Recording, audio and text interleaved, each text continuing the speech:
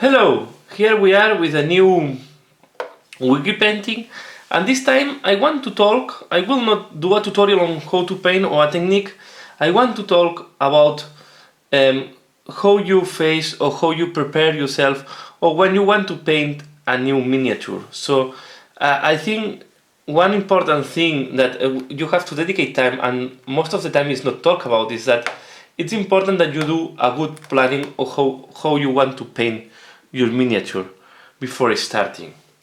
What I mean, for example, here, this miniature is a farseer that I want to. I'm checking how I will convert, or how I will do a conversion to use him as a shadow seer.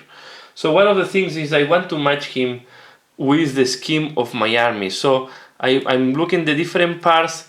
I'm analyzing how these parts are assembled. I'm not assembling them because I want to see if I can reach the parts easily, and I'm creating in myself a planning how I'm going to paint this miniature.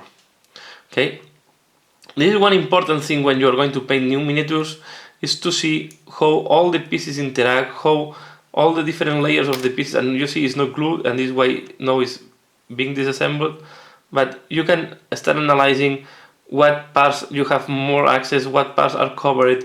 It's important to dedicate some time to do that, because this will help you later on to plan and to have the good color. Also, it's very important, and when I was doing this, when I was thinking about the color scheme for my harlequins, I was looking and watching the Harlequin book a lot of times and taking different ideas from internet and from pictures of and looking and seeking how I want to paint. And then the first thing I did is to do a test model to see if what I have in mind is matching on reality. And then I took some lessons from the test model. First of all, the thing that you want to do is, normally you have a color scheme that you want to follow and you have in mind, but can happen that when you start painting the miniature, there are some details that you are not foreseeing how will interact. For example, the bell, I'm going to do this gold, but when I have these small details here, which color I want to use them, how I make them to contrast. So all these things, is good that you dedicate some time, you make a test miniature, and you start checking how your color scheme that you have in mind, or maybe you have a croquis. Sometimes I will recommend you to have a croquis on paper, a sketch on paper, how you transform this into the real miniature, how you do that. And it's important to dedicate time and to check. For example, another example is when I started my chapter, I wanted to do my own color scheme. This is one of the first marines. I don't know if this was a testing model, but the first thing I wanted to do is to see, I want to have the screaming white as the driving color, but then I want to add some red accents. And then I started checking where I put the red accents and how I will paint them. And then you have other details that maybe you were not thinking, so like the bags or the place where they put the pistol. But then you go to more complex miniatures like this one, and you have to think in front how you will adapt the scheme that you have in your basic marine into the bike. And then you start thinking where you are going to put, for example, the flames. You keep, for example, it's important to keep a driving color, the part of the cream. The other thing that for me is important is that the weapons are red and the hands are red too. So I take this into account. But then also important, when I have clothes like this, like the cloak, how I will paint the cloak and how I be sure that the cloak and have good contrast with the armor is not mixing all the red in once, and how I do the symbol inside and how I make that the symbols and the decoration are different from the white of the bike. So all these things is important that you get in mind how you're going to address.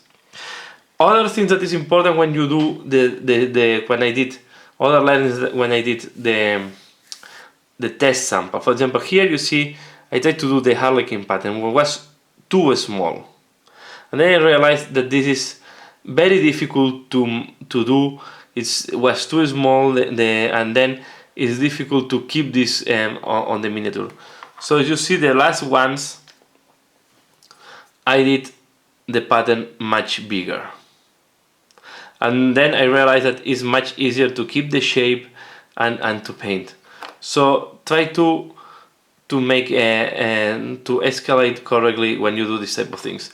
Another point, if I do all the harlequin with this pattern, will look too crowded, too much things there. So it's important also that you plan where you want to put freehand, where you don't need freehand, and check if the freehand or the decoration that you're doing is very dense or not, is adding a lot of color or not. For example, here maybe it was too flat at the back. Okay, this is a basic if I leave this completely black here, will be too black compared to the rest of the harlequin. So this is why you have to do something on the cloak. These are things that you want to check, but then you see a lot of the learnings from this harlequin I was able to reapply once I'm doing more important miniatures in the army. Like this is going to be used as a true master and most likely as my warlord in the army. It's also, I think, what I like also to do, and this more personal choice, I always like to have like contrasting colors. That is driving, you have a combination of areas that are flat with areas that are more bright. For example, on the Space Marines, I like to the combination of the white with the red. We have the very flat color, that is this cream color, contrasting with something that is brighter like the red. In the harlequins, on the opposite, because the colors I'm using are quite bright, but I still have the yellow that is giving some accents, and then I have the black to avoid that is too much color on there. Here, more or less the same, the brown is very flat, and then here I want to go for more earthy colors, so I use like a reddish color to do the robes, and then this white on the skin was done in purpose to have more contrast with the brown of the armor, as well as the white here and some of the symbols at the back. So also you can do accents without going to really too bright colors. But first of all, what I want to explain here, because I think I'm explaining too many concepts in once, is think about how the parts are painted. Here, for example, I dedicate maybe too much time to the eagle on the torso, because it's covered by the weapon. Okay, although it's more or less visible. But you have to think first how, once everything is assembled, how we interact, and what things are going to be visible and what things not. The things that are not visible, just put some color to avoid that if someone is looking at that, there is no paint. But you don't have to do all the highlights and all the shading. The second point is, if you look other paint jobs to make idea how you want to paint your miniature. If you're following a color scheme, I highly recommend, and these are when you are starting to paint, follow existing color schemes. Look the book and start with something easy. Follow a color scheme that you have seen and you like it. Inventing color schemes or inventing color combinations sometimes it can drive a mistakes, and at the beginning it's very hard to imagine how the colors would interact. Even though if you want to do your own scheme, also do a test miniature that you can strip, a one that is easy to strip or one that is not the most important in your army. In that way you can test if what you have in mind makes sense on the miniature. Especially because you can have something in mind, but when you start painting, the paints maybe are not matching exactly on what you have in mind. So it's good to do a test miniature. And then once you do the test miniature, try to put some accents in some parts that you think are important for the miniature. And use some.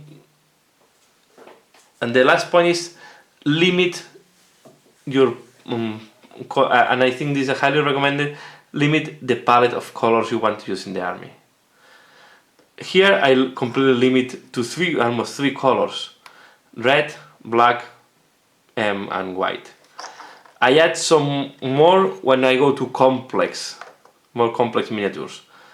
This is white with some blue, okay? But the two driving colors are the red and white. Avoid to have a lot of colors in a miniature because they are in a small miniatures are difficult to match a lot of colors. Here, even in my Harlequins, I limit my palette. I use yellows. I use all the purples to do all the shadings,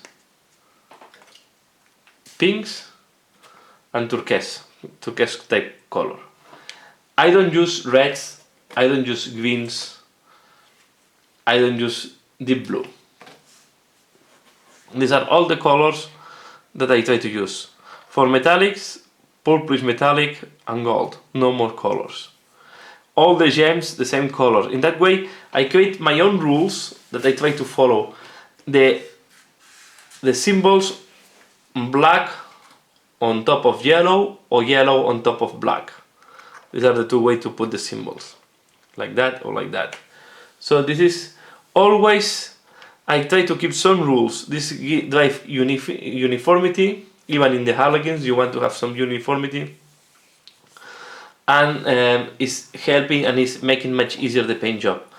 And of course in the past I did some crazy things when I did some Slaanesh that I completely broke the rules that I'm explaining to you, and you can find them in my channel. This is Slaanesh Terminator, and this is a Noise Marine. You can see this is craziness totally. This is what happens when you really go to the other extreme where there is not any color scheme that you are following. Even in that case, I follow some rules. In that case that I'm going so extreme, try to have contrasting to show the details. I want to avoid that the details are not visible. The green against this orange yellow. Again, green against the pink. In that way I can make the details still visible. You see, I try to contrast, and this is making very difficult to paint this type of miniatures because you want to keep the contrast. You see the grid is gold against deep blue or deep purple, purplish.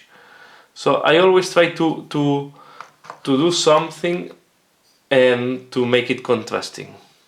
Okay, and even in that case I was forced myself to use orange in all the miniatures to have at least one color in common in all the miniatures.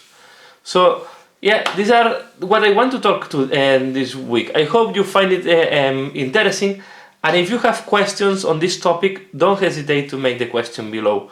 And if you need you want advices, I always welcome you to come with questions that you can have or advices that you will need. So yes, it's not easy to find a color scheme. It's tricky. It's a tricky thing to do, and at the beginning it's difficult to do. So if you are a beginner, start first with something that you have seen in internet or the color scheme of your army. If not, start first with a testing miniature. So that's all. I hope this helped you, and this is giving you some tips on how to face the painting job on a miniature. I hope you find it useful. Please leave your comment below. Let me know what do you think about this explanation. Thanks a lot for watching this video, and see you again later. Bye.